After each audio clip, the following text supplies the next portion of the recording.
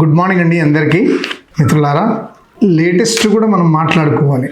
ప్రపంచంలో ఏం జరుగుతుంది అనేది కూడా సందర్భాన్ని బట్టి మనము ఒకటే సబ్జెక్టు మీద కాకుండా సమాజంలో బాధ్యతాయుతమైన పౌరులుగా, ముఖ్యంగా నేను మానవ హక్కుల వేదిక కార్యకర్తగా మేము తరచూ డిస్కస్ చేస్తూ ఉంటాం. ఇవాళ బాగా ప్రపంచానికి ఒక హాట్ టాపిక్గా ఉన్నటువంటి నేపాల్. అది చిన్న దేశం, ఇంత విప్లవాత్మకమైన నిర్ణయం. ఆ స్లోగన్స్ ఏమున్నాయి? విప్లవం వర్ధిల్లాలి, అవన్నీ ఏం లేవు. జెడ్ రెవల్యూషన్ అంతే. ఏం జెన్ ఏంది, జెడ్ ఏంది, రెవల్యూషన్ ఏంది? అంతా 30 ఏళ్ళ లోపల వాళ్ళే. ఒక్క పెద్దవాడి ఇన్వాల్వ్మెంట్ లేదు. ఒక కట్ ఆఫ్ ఇయర్ పెట్టుకున్నారు. 2015 ఒక రాజ్యాంగం రాసుకున్నారు. అంతకంటే ముందు 1995 నుంచి అంతవరకు పుట్టిన వాళ్ళే తీసుకున్నారు. ఈ 20, 25, 30 ఏళ్ళు ఉన్న యువతనే ముందుకు వచ్చింది. కారణం ఒక్కటే చెప్తున్నా, సోషల్ మీడియా బంద్ పెట్టింది. WhatsApp bandh, Facebook bandh, Instagram bandh, తర్వాత X bandh, Y bandh, Z bandh, nil communication. అది చేస్తే అంత కోపం వస్తుందా? ప్రతిదానికి ఒక కారణం ఉంటుంది. ఏం కారణం అది? వాళ్ళకు ఉద్యోగాలు లేవు, నిరుద్యోగం, లంచగొండితనం, ఆశ్రిత పక్షపాతం, పేరుకు కమ్యూనిస్టు రాజ్యం. అంతా బ్రాహ్మణుల ఆధిపత్యమే.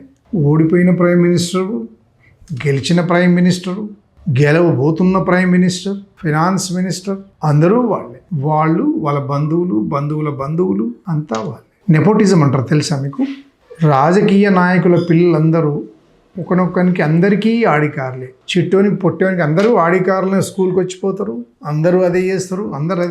ఆడ తిండికి లేదు, ఎంప్లాయ్మెంట్ లేదు, ఏమీ లేదు. మరి ఏంటి పరిస్థితి? ఎంతకాలం అని ఓపిక పడతారు?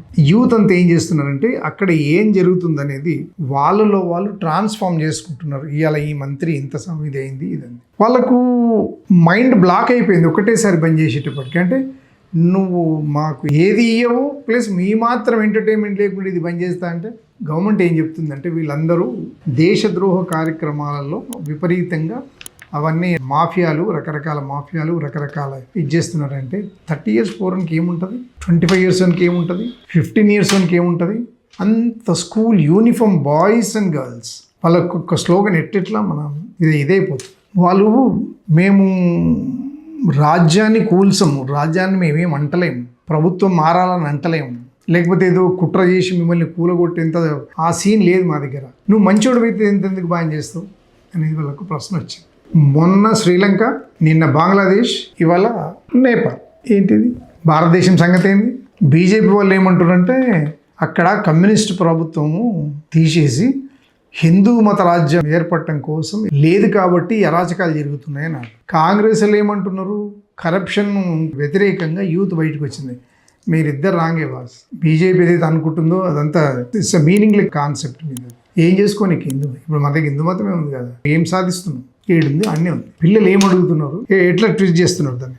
మనది రాజ్యాంగం, అద్భుతమైన రాజ్యాంగమే. రాజ్యాంగం అంటే గర్వపడదాం. Yes, let us feel proud. 75 సంవత్సరాల వయసు ఉన్నది మన రాజ్యాంగానికి. 15లో వచ్చింది, అప్పుడే కూలిపోయింది. 15 నుంచి ఇప్పటిదాకా 17 సంవత్సరాలలో 16 మంది ప్రధానులు మారారు. మన అప్పటి నుంచి ఇప్పటిదానికే లిమిటెడ్గానే మారారు. రాజ్యాంగం నుంచి గర్వపడదామా? ఈ రాజకీయ నాయకులను చూసి సిగ్గుపడదామా? అంటే అంత కోపం వస్తుందా? మన దగ్గర చాలా జరుగుతూ ఉంటాయి. కోపం వస్తే ధనాధన ఉరుకుతాం, ఒక మంత్రికి అడ్డంగా నిలబడతాం, కారు ఆపుతాం, కారుకి అడ్డంగా అంటాం. ఇంత అన్యాయం ఉంటుందా? ఫైనాన్స్ మినిస్టర్ను పట్టుకొని అట్లా కొడతారా? కొట్టిరు. అన్టచబిలిటీ, డిస్క్రిమినేషను భారతదేశం కంటే ఇంకక్కడ కొంచెం ఎక్కువనే ఉంది, తక్కువలేదు. అంటే 17 సంవత్సరాల క్రితం మొత్తం హిందూ రాజ్యమే కదా, మరి అప్పుడు ఎందుకు పోలే కులం? మతం ఎందుకు పోలేదు? మతంతోనే ఉంది కదా. మరి మతం ఉన్నప్పుడు మరి ఇంత ఎందుకు ఇదైంది? సగం మంది మన దగ్గరనే ఉంటారు. వాళ్ళు హార్డ్ వర్క్ చేస్తారు బాగా. అన్ని ప్రపంచ దేశాలలో చాలా వాటిల్లో ఉన్నారు. కాబట్టి మనము షేక్ హసీనాకు షెల్టర్ ఇచ్చినాం, అవసరమైతే ఆయన కూడా రమ్మందాం. ఇప్పుడు ఈయనకి ఇచ్చే పరిస్థితి లేదు, ఇస్తామా? మన ఫారిన్ పాలసీ ఏంది? ఇవన్నిటి కూడా దృష్టిలో పెట్టుకోవాలి. చాలా మంచి కంట్రీ అది. అసలు వాస్తవానికి మేమేమంటున్నాం? అవినీతిని ఆపమంటున్నాం, మాకు పని కల్పించమంటున్నాం. సోర్స్ ఆఫ్ ఇన్కమ్ ఏంది? వాళ్ళు కేవలం టూరిజం అండి. టూరిజంతో ఇప్పుడు మీరు బంద్ చేస్తే మేము టూరిజం ఎట్లా చేసుకోవాలి? భారతదేశం నుంచి 4 టూరిస్టులు వస్తే వాళ్ళకి మేము ఏమని కమ్యూనికేట్ చేయాలి? నువ్వు ధనమని బంద్ చేసి నువ్వేదో సంసారి, మేమేదో పనికిరాని వాళ్ళం ఇట్లా అనుకుంటే ఎట్లా? నువ్వు కదా అసలు దొంగవు. సిపిఐ ఎంఎల్ ఏదేదో ఉన్నాయి, అవి మార్క్సిస్ట్ లెనినిస్ట్ అని. మన దగ్గర కూడా ఉన్నారు కదా, కమ్యూనిస్టులే ఉన్నారు. అంతా కమ్మోళ్ళ రాజ్యమే, అంతా రెడ్డిల రాజ్యమే, అంతా బ్రాహ్మణ రాజ్యమే. కనీసం మన దగ్గర అప్పుడప్పుడు మాట వరుసకు అంటుంటారు, దళితులకు రాజ్యాధికారం మనం కూడా ఇచ్చేద్దాం, కుల నిర్మూలన పోరాటం చేద్దాం మాట వరుస ఆడ అది కూడా లేదు. అంత డిగ్రీ ఆఫ్ డిఫరెన్సెస్ ఎట్లా ఉంది అంటే మనతో పోల్చుకోవడానికి ఏ రకంగా కూడా మన దేశం దానికి పోటీ కాదు. ఏ రకంగా కూడా ఆర్థికంగా చూసినా, రాజకీయంగా చూసినా, సామాజికంగా చూసినా కూడా ఆల్మోస్ట్ లైఫ్ స్టైల్ అంతా మన దగ్గర మెజారిటీ ప్రజలు ఎట్లయితే మైనారిటీ మీద ఎట్లయితే చేస్తున్నారు అక్కడ కూడా అంతే ఉన్నది. ఒక ఏమీ ప్రపంచ జ్ఞానం లేని ఆ పసిగుడ్లకు ఆ కసి ఉంది అని అంటే మనం ఎట్లా ఊహించుకుందాం. భారతదేశానికి నాకు కూడా అట్లా వస్తే బాగుండేమో అని అనిపిస్తుంది. నివురు కప్పిన నిప్పులా ఉన్నారు ప్రజలంతా. బంగ్లాదేశ్ అనగానే వాళ్ళు కాబట్టి అట్లా చేసుకుంటారని మనం అనుకుంటాం. అందులో కూడా మనం టీవీలో చూస్తే అంత మెజారిటీ యూతే ఉంది. నేపాల్ బుద్ధులకు నిలయం, అది పశుపతి దేవాలయము, ఇంత అద్భుతమైన కన్స్ట్రక్షన్, అది హిమాలయాలకు దగ్గరగా ఉంటుంది, టూరిజం అద్భుతమైన పాయింట్ అది. ఇవన్నీ కూడా దృష్టిలో పెట్టుకొని అక్కడ పరిస్థితిని అర్థం చేసుకొని మన దేశం కూడా మేల్కొని యూత్ మోర్ దాన్ 50 to 60% ఉన్న యూత్ని ఏం చేద్దాం.